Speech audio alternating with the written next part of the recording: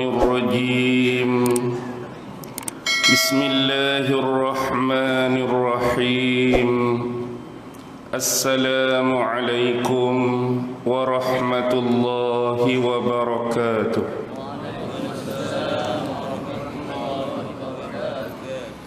الحمد لله الحمد لله الحمد لله الحمد لله رب العالمين وبه نستعين على أمور الدنيا والدين والصلاة والسلام على أشرف الأنبياء والمرسلين وعلى آله وصحبه أجمعين. سبحانك لا علم لنا إلا ما علمتنا إنك أنت العليم الحكيم. قال رب اشرح لي صدري ويسر لي أمري واحلل عقدة من لساني يفقه قولي. اللهم يسر ولا تعسر. اللهم صل على سيدنا محمد وعلى آله وصحبه وسلم ولا حول ولا قوة إلا بالله العلي العظيم. أما بعد. Alhamdulillah, syukur kehadrat Allah Subhanahu wa ta'ala kerana dengan limpah kurnia, rahmat, kasih sayang dan inayah daripada Allah Subhanahu wa ta'ala. Alhamdulillah, pada malam ini dengan keizinan daripada Allah Subhanahu wa ta'ala, kita sama-sama dapat dikumpul dan dihimpunkan di rumah ini. Alhamdulillah, mudah-mudahan kuliah, pengajaran ataupun ceramah kita pada malam ini senantiasa diberkati dan dirahmati dari sisinya, insya-Allah. Terima kasih saya kepada pengerusi majlis, pengerusi masjid, ahli-ahli jawatan kuasa dan mereka yang bertungkus lumus menjayakan program pada malam ini. Alhamdulillah. Seterusnya tuan-tuan, puan-puan, hadirin hadirat, muslimin muslimat yang dirahmati sekalian, mohon laluan sekiranya di hadapan saya adanya tuan-tuan guru, alim-alim ulama, ahli-ahli akademik, para cendekiawan-cendekiawan, doktor-doktor, ustaz-ustaz dan sebagainya. Tujuan saya berada di hadapan tuan-tuan adalah sekadar perkongsian ilmiah, bukan datang nak mengajar tuan-tuan semua. Sebelum kita pergi lebih jauh, saya nak perbetulkan sikit hak pengurusi tadi. Saya bukan asal Pulau Pinang. Asal saya Pasir Mas, Kelantan. Cuma bertugas di Pulau Pinang hampir 15 tahun. Tu slang pun dah lari ke utara dah. Hilang dah ke Kelantanan dia. Tapi tak apalah, kalau jumpa geng dia keluarlah Kelantan tu. Okey, alhamdulillah. Baik. Malam ni tuan-tuan dan puan-puan, kita nak berbicara mengenai ciri-ciri utama dan keistimewaan manhaj. Manhaj apa? Dakwah Rasulullah sallallahu alaihi wasallam. Secara umum bila kita membicarakan dan memperkatakan persoalan dakwah, di dalam Al-Quran Allah Subhanahu wa ta'ala berfirman, A'udzu billahi minasyaitonir rajim. Ud'u ila sabili rabbika bil hikmati wal mau'izatil hasanah wajadilhum billati hiya ahsan. Ud'u, ini adalah fi'il amar, ayat perintah. Serulah, berdakwahlah, sebarkanlah. Jadi bila ayat ini adalah ayat seruan atas nama perintah daripada Allah, maka kewajipan berdakwah itu berlaku ke atas setiap muslim dan muslimat.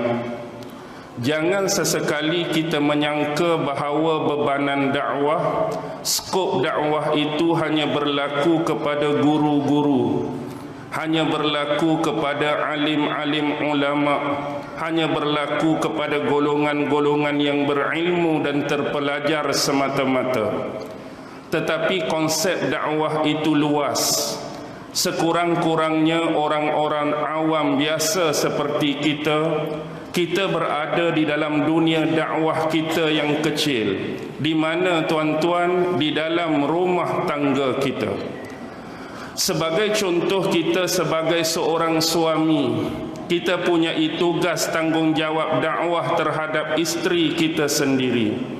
Dalam rumah tangga kita jua punya anak-anak.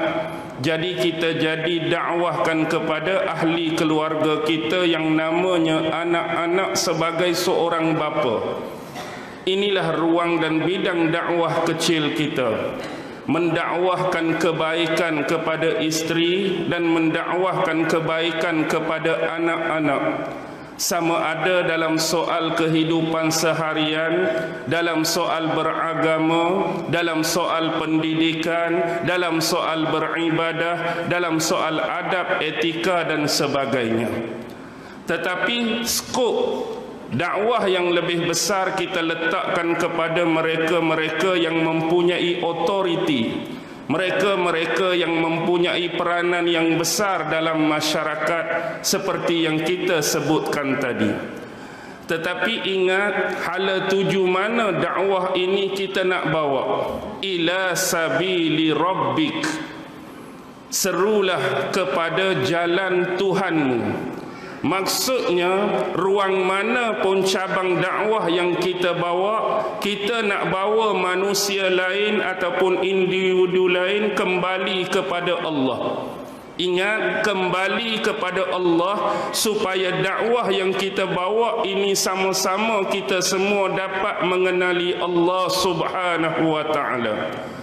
Bila kita semua mengenal Allah dengan sebenar-benar pengenalan, memahami Allah dengan sebenar-benar pemahaman, maka disitulah akan tertunai sebenarnya apa yang disebut hak-hak Allah atas seorang hamba dan apa hak-hak hamba atas Tuhan dia.